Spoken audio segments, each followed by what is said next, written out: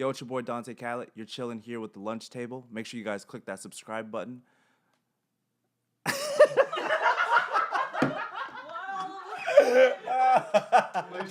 had a brain fart. After that, Yeah.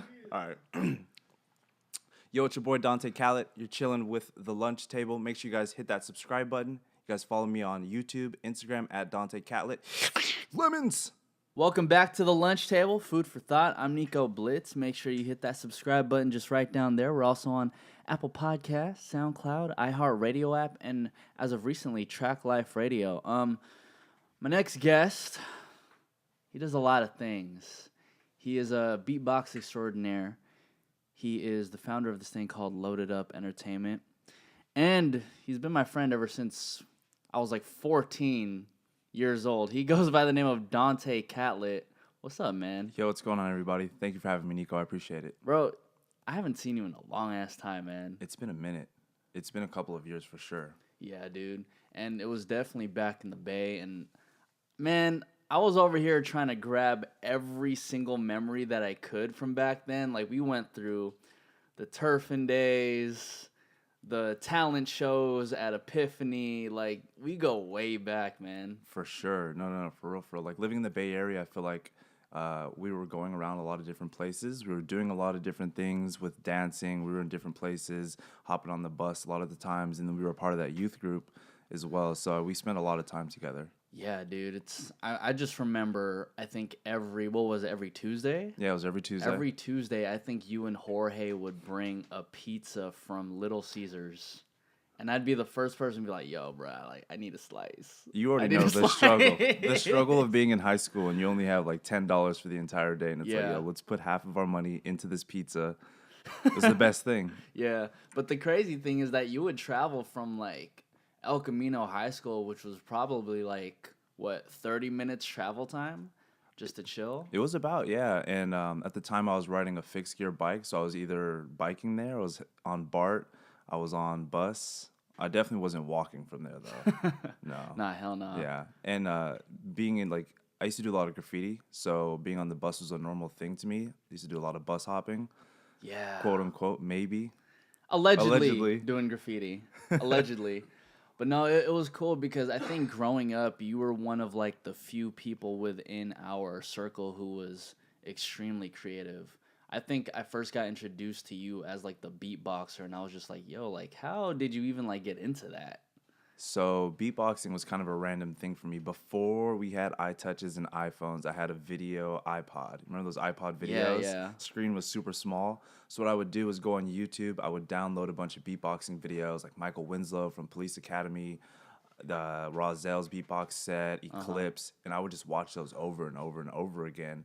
And I was just mesmerized because, damn, like they're making all these sounds with their mouths and they're entertaining people. So, like you said, traveling a lot, being on the bus, that's when I would just practice beatboxing. Yeah. The first sound was definitely like some type of a vocal bass, and it was horrible. It hurt my throat. But you probably mastered it by now, huh? Oh, yeah, definitely. It doesn't hurt my throat anymore. I mean, I could do it on cue at any moment, and it's just like, I don't know, it's pretty crazy. Then why don't you spit something right now? Yeah! Lunch table top.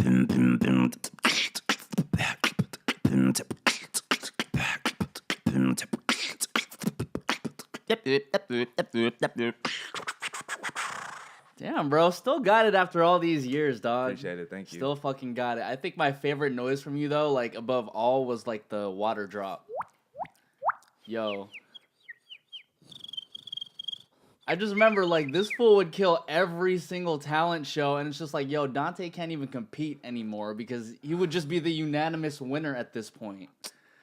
It was crazy because at that time, no, not even. I definitely didn't win. Okay, I definitely didn't win. I got beat out by some little girl playing a ukulele and singing. Oh my God, that's right.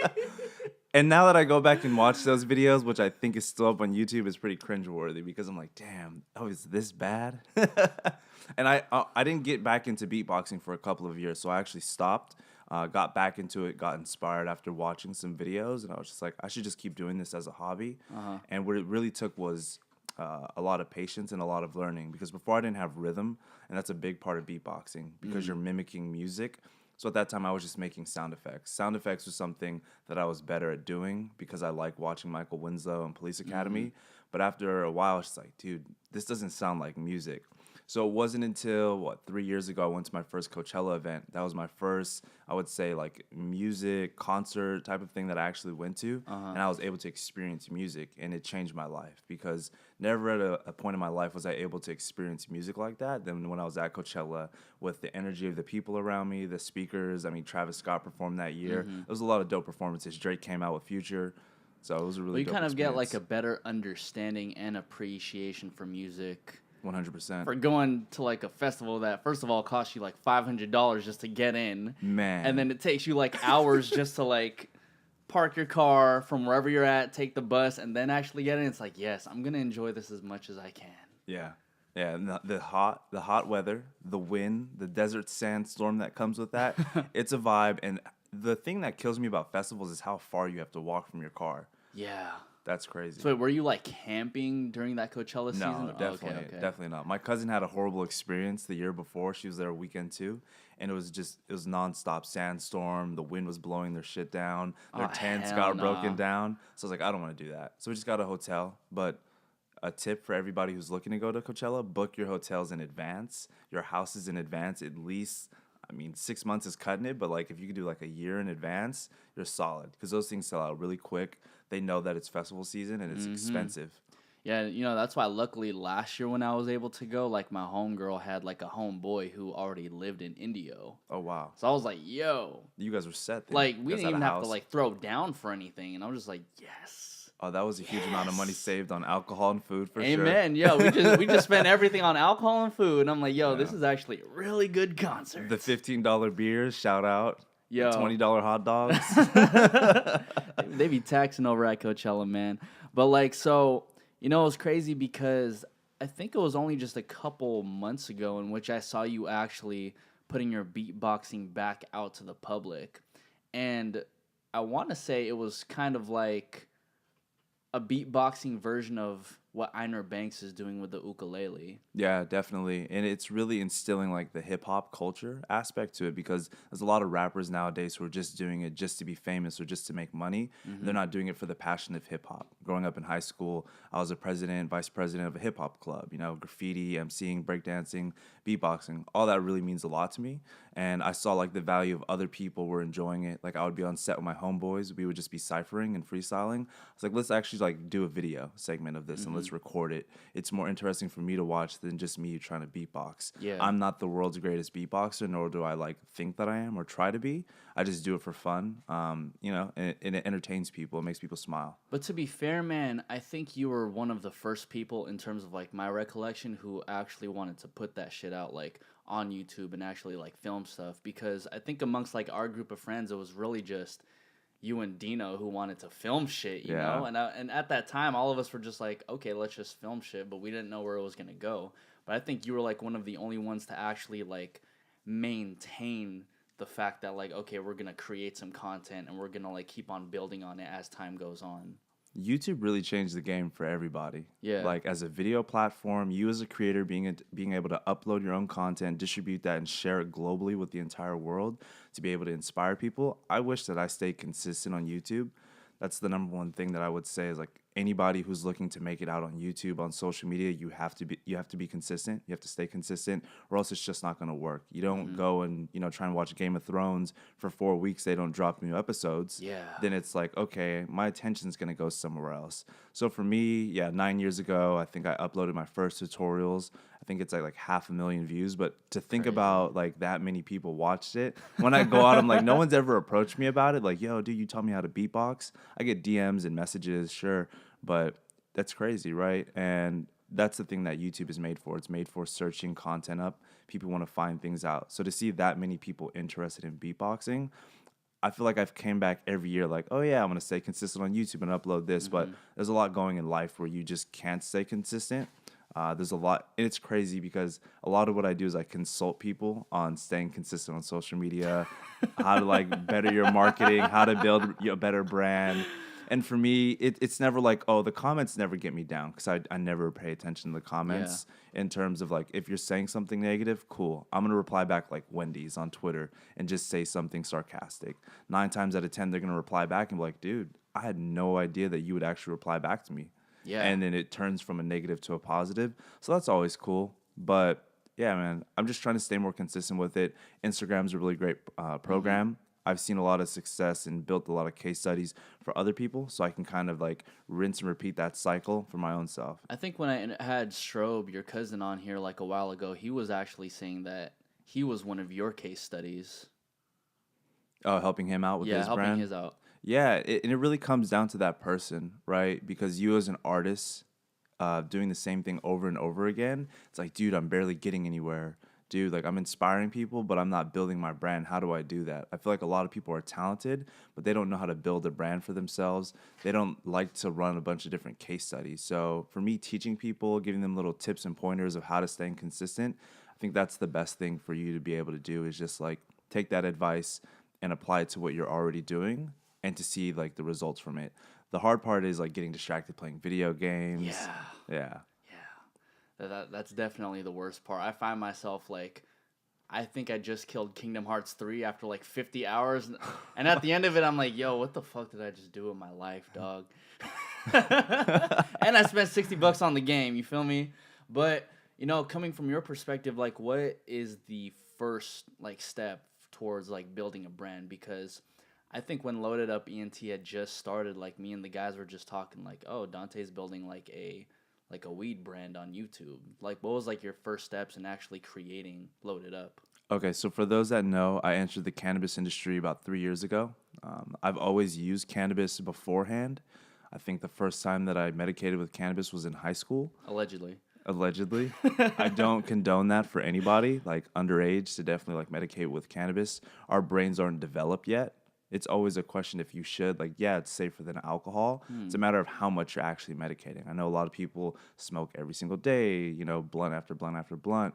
What that does to your brain, you know, who knows? But everybody's going through different things. And nowadays, especially if you live in a legal state, cannabis is amazing, right? Because we're not smoking mids of stems and seeds. We're actually smoking like high-grade flower. We know what's in the cannabis. We know who's cultivating, and we know what it's going to do for us. So building a brand with Loaded Up Entertainment, I was shooting music videos at the time and being on set. A lot of the artists medicated all the time, so I was around it. And once you start to medicate more and more, what they don't tell you is like the first times you medicate with cannabis, it's like, holy shit, dude, this is crazy. This is totally different.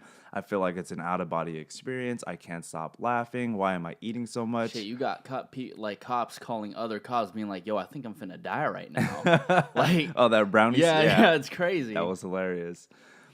So getting into the cannabis industry, once you start medicating more and you build up your tolerance and you understand how much you can actually smoke and medicate with, you start to realize that, wow, this is actually a device. This is a tool that you can apply. So what I like to say is that like a lot of people see cannabis as a vice. All of our parents, people that we've grown up with, if your parents were super strict, they would be like, no, don't smoke weed. It's bad for you. It's all about how you use it, how I see it, right? You're not going to go to the store and just down bottles of NyQuil or lean or codeine or just drink alcohol every single night, every hour of the day.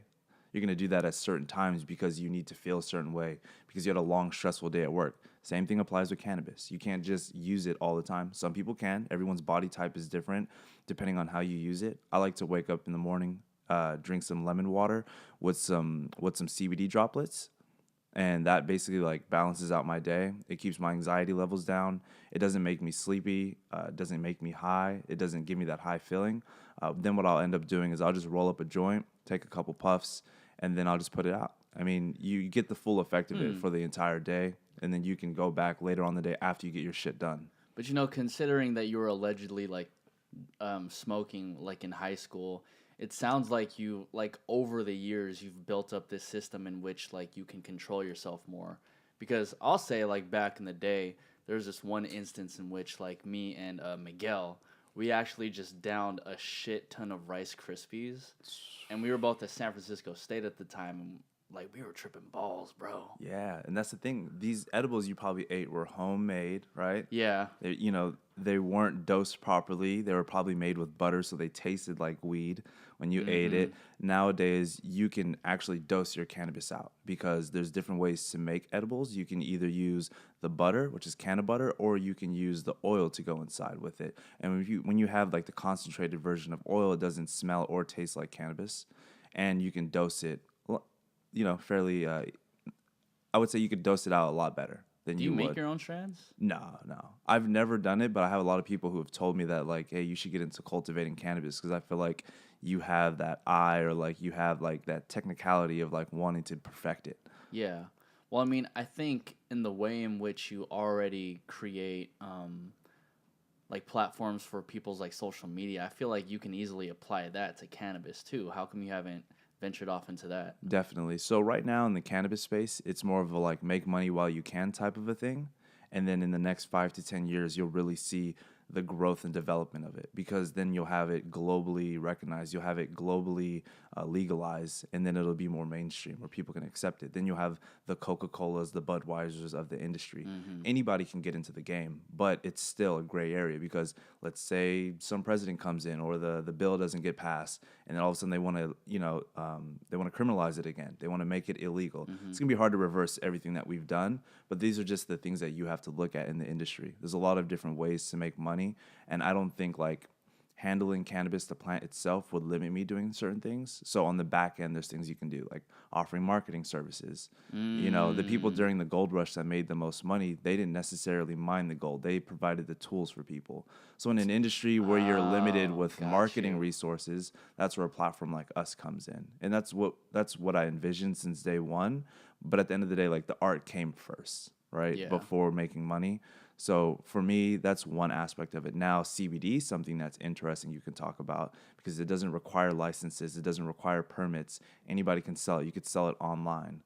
So that's something that I'm interested in definitely learning. But cultivating cannabis, I would probably learn in the back end. You can legally grow up to 6 plants at your house.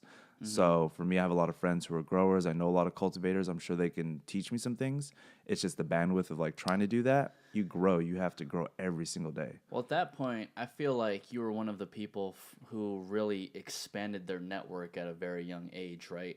So in a sense, it's kind of like even though you have the skills and I guess the mindset to want to create cannabis, I think your strength really is in the marketing because when I see your videos, it's like I see people like Marty and I'm like, yo, well, he's a rapper, he has his own audience, and then I see like Strobe, he's a dancer, he has his own audience, and then I see a whole bunch of like turfers from back in the day. I'm like, Dontae's smart because all he's really doing is grabbing every single person's audience and putting it onto his platform. So starting out with Loaded Up, let's transition. Let's go back to the story, yeah. right? So transitioning from the music video industry, my cousin Strobe, I knew that he was really big into cannabis. He's one of the first people to come on to Loaded Up. At the time, I had worked with Cool John from Schmop Life, HBK Gang, and he supported us from day one. So I knew I had to get him on the show as well. I had a list of 15 episodes that we needed to shoot. We only got through 5 of those episodes on the first time shooting. Frenchie was one of the first people on Loaded Up, and a bunch of other random people. Because I envisioned it like, oh, it's going to be this BuzzFeed thing. It's going to be this like watch cut type of platform where people can watch just strictly cannabis videos. But then it turned into me having to think about what I've done in managing other people in the, like not in the industry, but like going from Vine and YouTube, other influencers on those platforms. You have to build organic audiences, right? You have to cultivate it. If you're a platform like All Def Digital, for example, they have familiar characters, but at the same time, it's a lot of random people that come onto the show. Yeah. So when you have random people, your views start to drop off if you're not paying for those views. So what happens, people want familiarity. So when they come to your platform, they're like, oh, I know Strobe, I know Frenchie, I know Marty, I know Oops. The great part about all of this was that people weren't even coming from the cannabis industry. You take a group of guys just chilling in a house all day. I'm sitting around all these rappers. I'm like, dude, they smoke a lot of weed. And all they do is they talk shit, they crack jokes, and it's funny. So if you apply that, plus good production, good editing, certain topics in a video, that could all be one really great, like, Hell yeah. mathematical equation if you look at it. So that's how we all organically came together. It's more of like a brotherhood, more of a family, because none of us would have been doing this had we not stepped in and said, hey, let's try this out and see if it works. So that was one thing, which is like testing this theory to see if it works. And like everything that I foreshadowed ended up happening, but there was so many things that stopped us from getting there. What were you foreshadowing? So us hitting 100,000 subscribers by the end of the year. The first year we ended up hitting 100,000 subscribers, and really it's listening to your audience. So like whatever they want to see, you got to deliver on that. If they want more episodes, we went from shooting 10 episodes a day to shooting 20 episodes a day. Jesus Christ. So it's like having an NBA roster sitting on the bench. It's like, all right, guys, we're gonna switch, we're gonna rotate, we're gonna get into and this that's next just video. shooting too. That's not even counting the editing. Right. So we ended up distributing content daily for an entire year. So every day I'm in my room after I get home from shooting, dump all the files. I'm editing at least 4 videos a day, and I'm becoming a better editor at this. So I'm always working on my crafts. So I'm always trying to learn something new that I can do. And when you're medicating with cannabis editing these episodes, it's interesting because you're thinking about the end person who's watching this. Yeah. And it's pretty crazy because a lot of people in the comments hit us back and like, dude, you made my day. I was thinking about committing suicide. Like there was so much negative things going on in my life, and like Strobe and Randy make me laugh all the time. Like shout out to those guys because people really come back to watch them. So for us to be able to collectively come together, build out this organic platform, and in 3 years, like we barely just started year 3.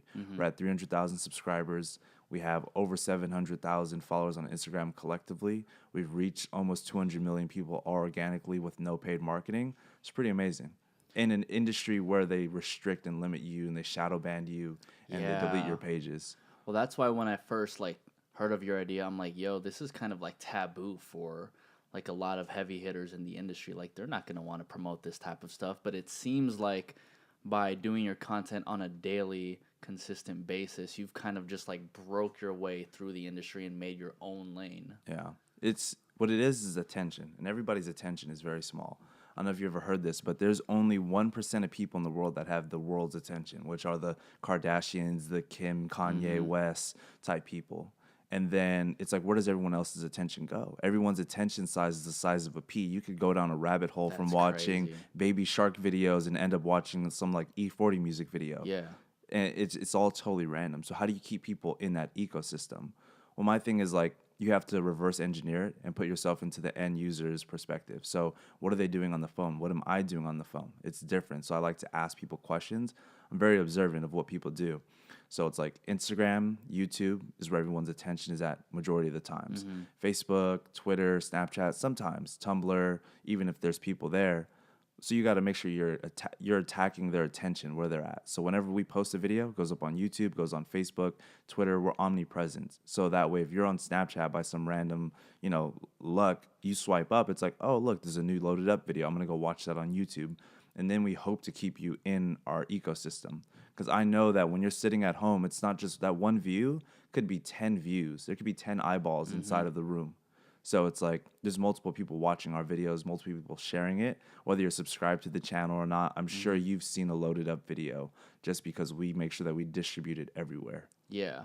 And are you the only person doing this, or you have like a whole team behind you? Because a lot of young entrepreneurs, man, like the misconception goes to like, well, I'm going to do this by myself, or they end up like formulating a team that just has no connection whatsoever. So we can go back a little bit. I was doing a production company with a couple of my friends, and you have to realize that like when you do something with your friends, it's very hard to keep a business relationship with friends at the same time, especially if this is your first time doing it, and not everybody's bringing the same value to the table. So early on, that was something that I knew I didn't want to do. I needed people who were going to bring value to the table. So with Loaded Up, it was myself and my girlfriend. She supported me from day one with the idea. Zelda. And like without that support system, I would go crazy, man. Because there was a lot of dark days. Like you're sitting inside the house majority of your time, editing videos, replying back to comments, and just day after day, like, okay, the subscribers are going up, the views are going up. But when is this actually gonna like become a business? When is this actually gonna show a return on what we're doing? It wasn't a big investment. I already had the equipment. I had people supported us with the location, but you always want to take it to the next level. If you're self-funded, you don't have a team of 50 people, but it looks like you do because of the amount of people you're reaching, it becomes very, I'll say this, for me, it takes a toll out on somebody because then you just have to realize like the reality, like social media isn't the reality of real life. and being cooped up just in front of a computer all day long, it's taxing. Oh yeah, man. You're telling me I'm over here like editing all the videos, filming all the videos, and in a sense, it's like it's not. I don't get tired from it, but I do get drained. Mm-hmm. And at the same time, it's like it's always a balance between like, okay, the love that I have for it and how much on demand people are making like the content about. Because I mean, YouTube burnout is one thing that a lot of like content creators like deal with. Yeah. And for you to like post a video every single day, there must have been a point in which you're just like, fuck. So as an artist, you're like, your goal is to get as many people to see your art, your piece of artwork. So once you get that first viral video, it's like, oh, damn, I could do this over and over again. So what we'll do is we'll have 10, 15-minute videos posted long form on YouTube, redistribute them to Instagram into like 10, 60-second clips. And I have those for days, right? We have almost 500 videos on YouTube. So, and there's a lot of content that hasn't seen the light of day. So I can just keep putting out content. And then that's what we did. We actually built our first page to 80,000 followers. That got shut down 3 years ago. Then we did it again in 8 months, got to 100,000 followers. That page got shut down. And then I did it again in 6 months, got to another 100,000 followers. Now I have all those pages back because I figured out how to appeal those from Instagram. And I realized it's not a real person making these decisions. It's a computer. I'm sure at the end it might be a human, especially if you have the connections with somebody at Facebook, but That's crazy. Yeah. But even those moments too, it must have like, it's like a punch in the face, dog. it really is. It really is. Because there was a moment where YouTube actually purged all cannabis-related content and channels. So not only do we not monetize our videos, right, through YouTube, like I had this idea of like, oh yeah, we're going to make X amount of dollars once we start hitting millions of views. Nope. Times change. So for the window of you getting into the cannabis industry, if you wanted to become a media company, 3 years ago was the cutoff, basically, because now Jake Paul, thank you to you, or was it Logan Paul? Which one did it? It was Logan Paul, right? Yeah. Oh, yeah, thank you, Logan Paul, for messing it up and going into the suicide forest. So because of that, everybody's cannabis-related content, if it wasn't family-friendly, you're getting strikes on your channel, you were getting demonetized, your videos were being blacklisted. I don't even know what it is, shadow banned. Yeah. So you have to get creative. So I went back and reverse engineered and said, how can we get more views? You have to realize that YouTube is a search engine platform. So if we can rank on every search term, there shouldn't be a problem for people finding us. So for people that don't know this, cannabis and marijuana are blacklisted from Google and YouTube. So words like weed. And currently. Right. So if you do title this video, if you use the word weed, you could rank on weed and it won't be blacklisted. What'll end up happening is weed is the most searched term in the industry. So every video for a year straight, we just put weed in every title. And it doesn't matter what it is, whether it was how to clean your bong, how to roll a joint, all those ranked in these different search terms. And we did 50,000 subscribers in a month just off of that. Damn, and that goes back to like what, Google Analytics, right? Yeah. Essentially. Yeah, so search engine optimization. So Google is number one, and then YouTube is number two, as far as like the largest search engines in the world. And those you really want to rank on for any business. And it's easier than a lot of people think. So if you're a business, you can rank on Google just by making social media accounts on Vimeo, Twitter, Tumblr, Instagram. Any social media platform there is, you should create an account and throw up a couple of posts, and you'll rank on Google. So if like there's something like, for example, lunch table, if you search up lunch table on Google, I'm sure you're going to find lunch tables that people are selling. But if you create multiple accounts, you're more likely you're going to like rank on the first or second page. Okay. Same thing with YouTube. So with YouTube, what I noticed early on is that you want to include the title of your channel in the first couple hundred videos. Yeah. Because it'll end up ranking underneath that. So for like Loaded Up, there was a song with G-Eazy, there was a song with Lil Uzi Vert. And we weren't ranking underneath Loaded if you searched up. Those things were searching. Now when you search Loaded Up Entertainment, we're the top videos, the channel's there. You know, it's crazy that you mentioned that because, like, I unknowingly just started putting the lunch table on every YouTube video. And when I was doing the website initially, I was like, okay, like, we're just going to fucking rank if I just keep on throwing this name out. But now it's coming full circle the way you're, like, portraying it, because now it makes sense when I see other YouTube platforms do like that little slash and then whatever the name is afterwards. I'm like, okay, Now there's purpose to it. A lot of people do it and they don't realize why they do it. They're just copying somebody else's channel. Yeah. The proof is in the data. If you go back to your data, I guarantee you a year, you'll figure out what people are searching to find your channel. You'll figure out exactly how people are finding you. And I would hone in on those search terms. I would hone in on those tags. So if you're doing a tutorial, for example, a lot of people will mess up in the tags and they'll put their competitors in the tag. Like, let's say you want to do how to play Fortnite and you tag Ninja and you tag all these big gamers in there. You're doing it wrong. What you want to do is how to play games, how to play video games, how video game tutorial, video game. See, these are the things that people search. So when you dumb it down, us as humans, we're so spoiled nowadays. We're like, okay, when I go on Google, I don't even have to type in a full sentence. I can just type in broken words. It'll autocorrect it if I spell something wrong. You have to think like those people that are only typing in 3 words, 4 words. Or if they live in a different country, English. Because then if you type in like Ninja, for example, then you're just gonna get a whole bunch of Ninja videos, and if that like the top 3 that he like posted within the past year.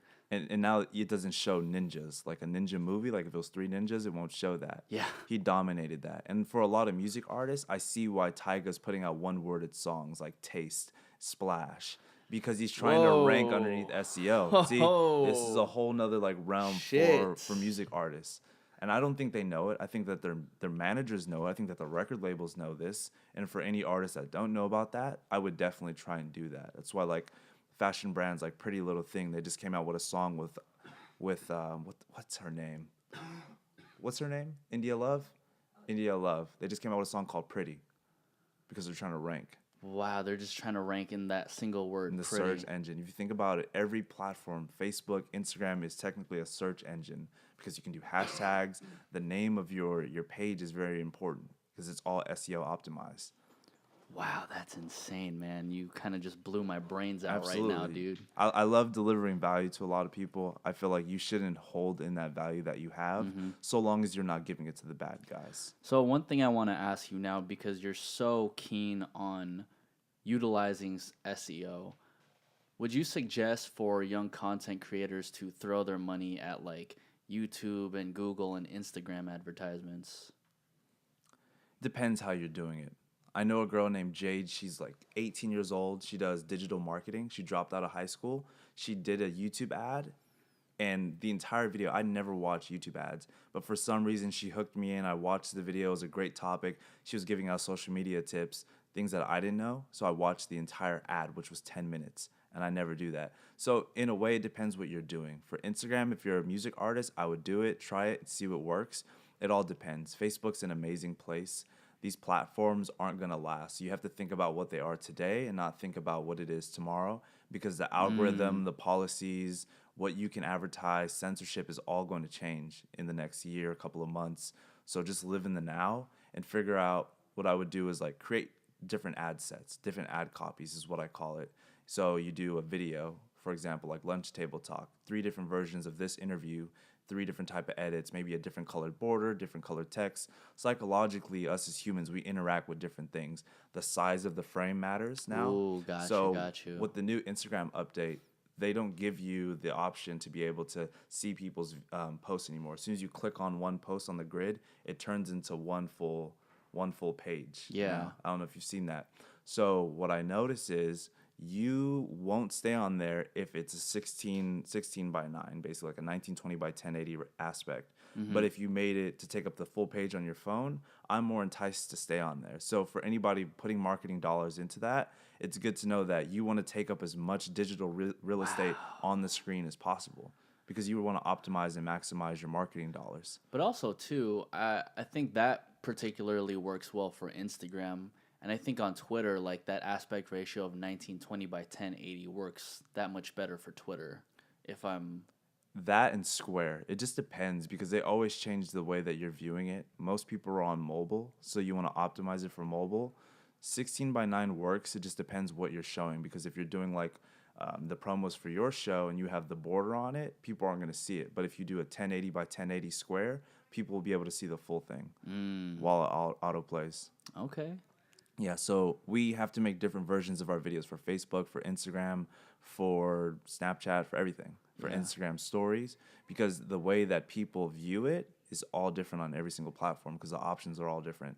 So YouTube is basically like the main hub for your platform, right? And then you end up slicing and dicing everything for all the other social media platforms, right? It's a lot of work. Yeah. Coming from somebody who does almost the exact same thing, just not as like particular as Yeah. you do, right?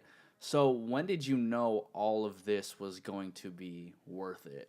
When did you know like loaded up ENT is actually going to be a thing? From day one, for sure, because I had the confidence. I looked at the market. I knew that there was nobody there. From every mistake that I learned, it was me reading business books. It was me going online and YouTube. That's the one thing about our society that I want to say is that a lot of people don't realize that there's free education out there. There's a lot of shit that's paid by people on YouTube, and like you got to filter out what's good and what's bad, and like what's real news and what's fake news. But for the most part, people are wasting their time not utilizing these platforms. I'll give you a great example. My friend Frank over there, he's a graphic designer, and I told him, look, you can make $500 to $1,000 more if you just learn After Effects, if you animate this, because artists, the number one value point you can give them than designing just the album cover is, hey, you can put music on this if it's a video, and if it animates, people will stay longer to watch the video and listen to that song, and you can convert them to go purchase or take them to Spotify or Apple Music. So for the longest time, he's been putting it off. I sent him 3 videos that I recommended for him to check out. He calls me back in 30 minutes. Yo, dude, thank you so much. I just learned how to animate this video. He just did Cool John's album covers. He just did Cool John's song covers, and he animated those. And he landed a client for $600 because of that. That's fucking crazy, man. Sorry, I have to actually look up Cool John's. No, it's all good. That is insane. Oh, this is the wrong Cool John. Is K00L Gotcha. J0HN _ Jesus Christ, to dude. be exact. Found him. So he did. No, not the Trippy Hill. Let me see. He did this one. Is this the video? Oh, my bad. Oh, that's crazy. Wait. Oh, sorry. Yeah.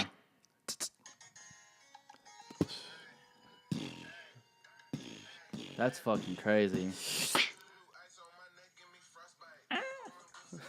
Man, and he made the text go with the beat too, bro.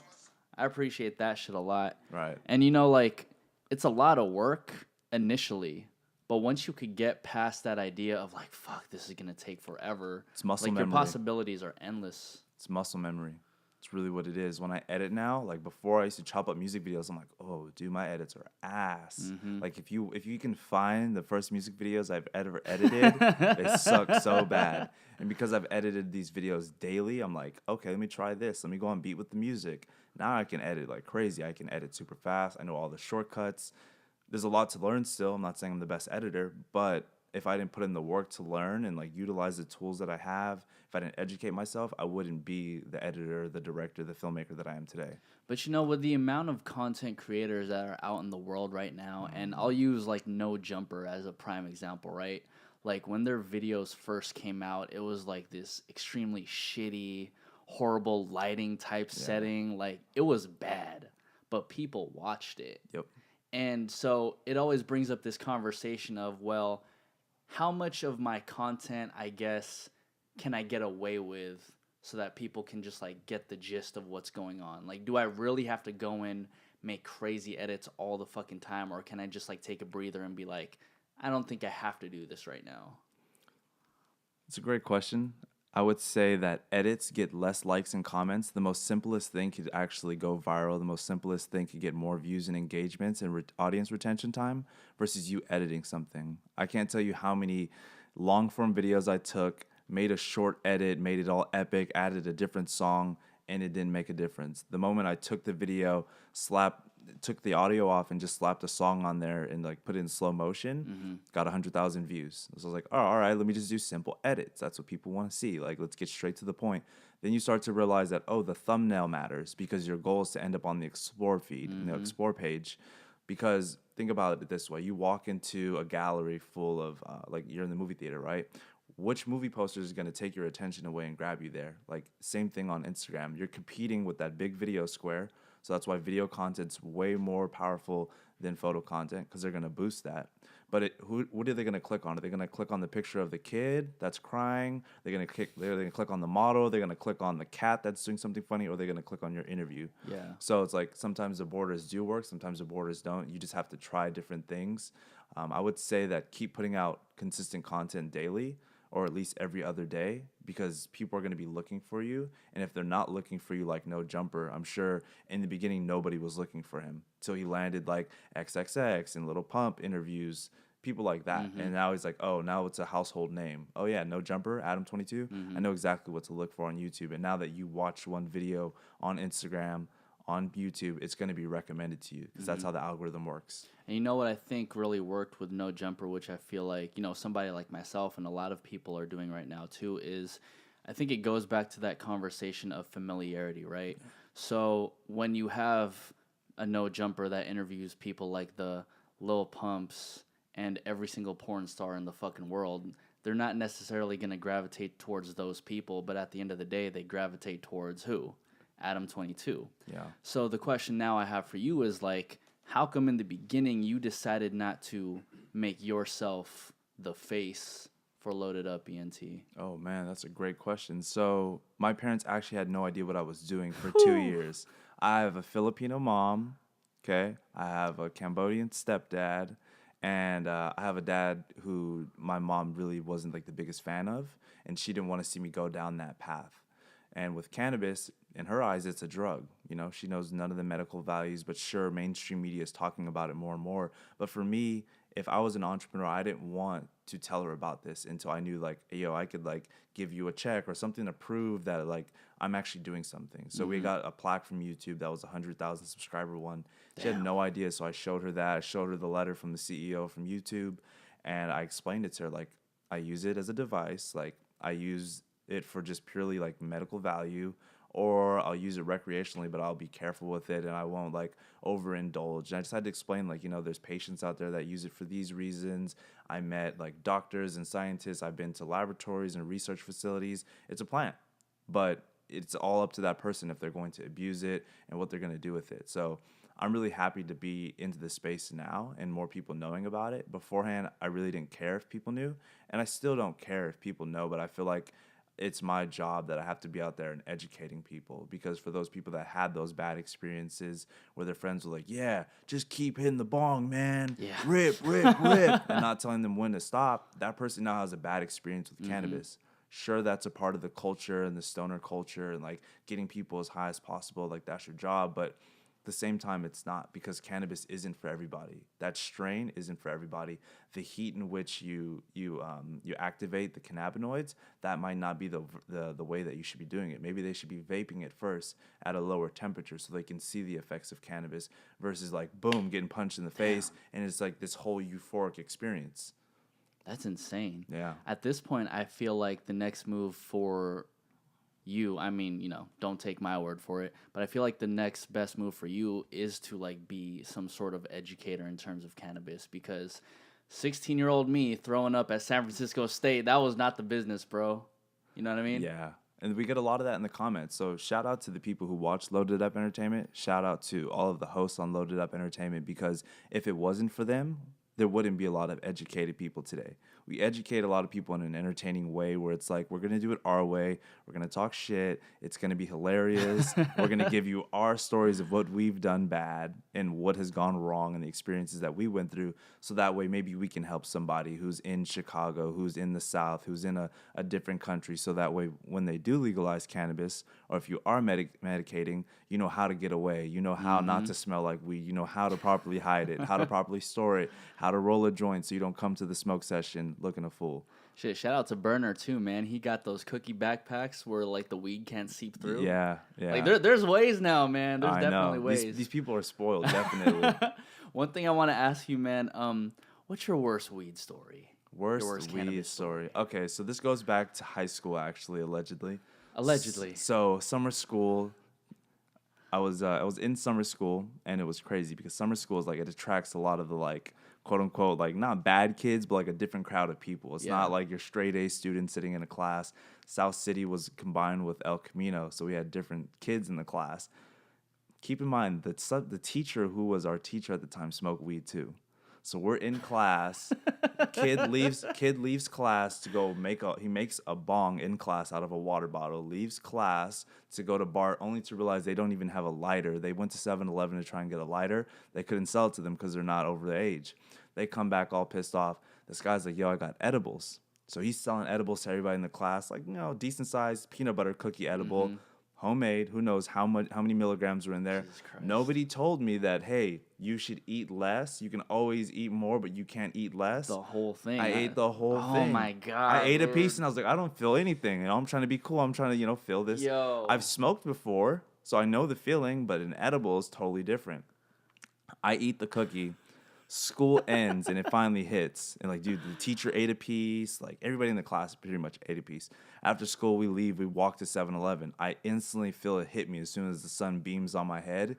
And it just gets trippy. Everybody listening, watching this, keep in mind, like, these are the early stages of medicating. So if you've ever used cannabis, you know exactly what I'm talking about. If you haven't, this is going to sound hilarious to you. But I was seeing, like, people dying in front of me. Like, I would see, like, the telephone. My imagination was so crazy. I would see, like, telephones, like, smushing people or, like, a car running into somebody. And I would, like, shake my head and close my eyes. Like, holy shit, dude, that didn't really happen.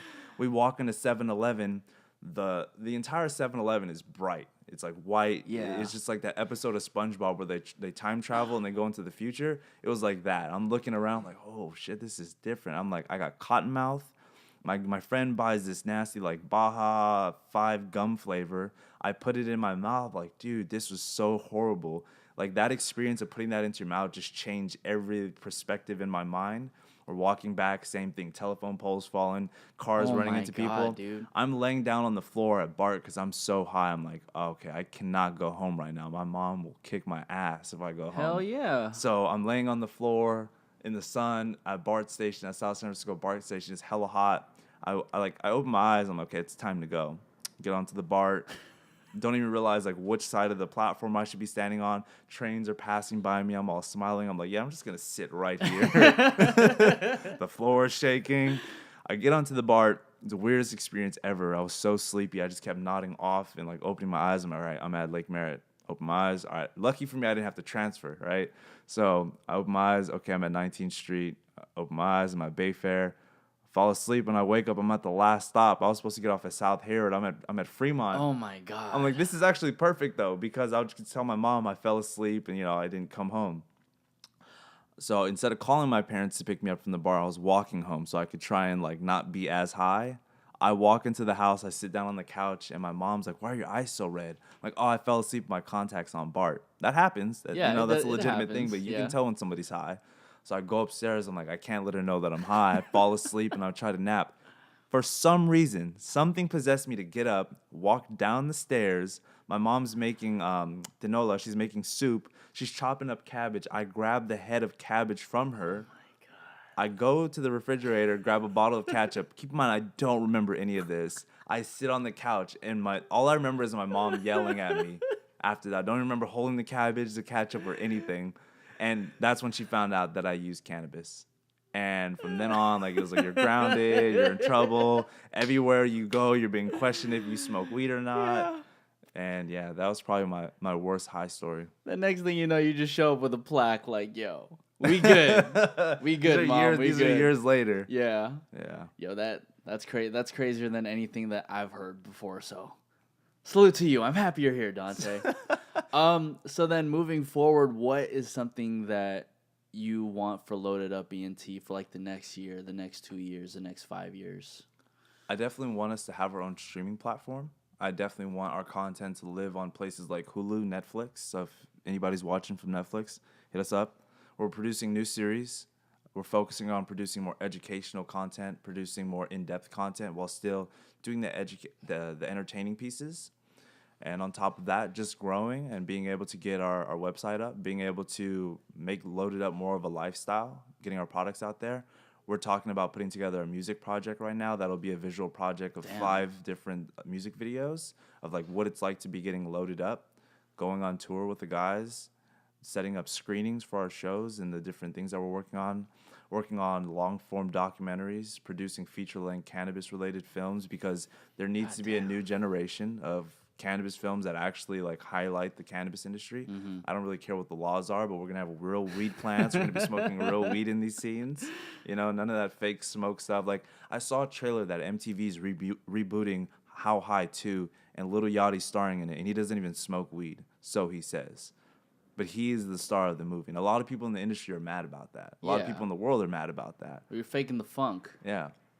So, I mean, if you smoke cannabis now, then that's cool. But, like, you didn't need to mess up a great movie.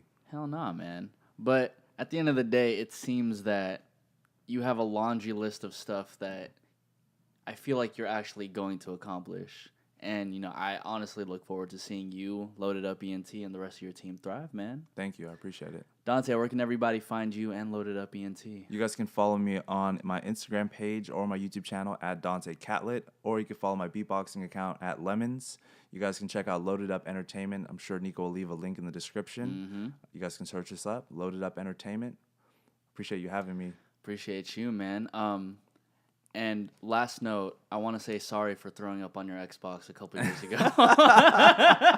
It was not even cannabis related. I think we were just doing hookah and drinking. Yeah. Allegedly. This is the lunch table, food for thought. Yeah. I'm Nico Blitz.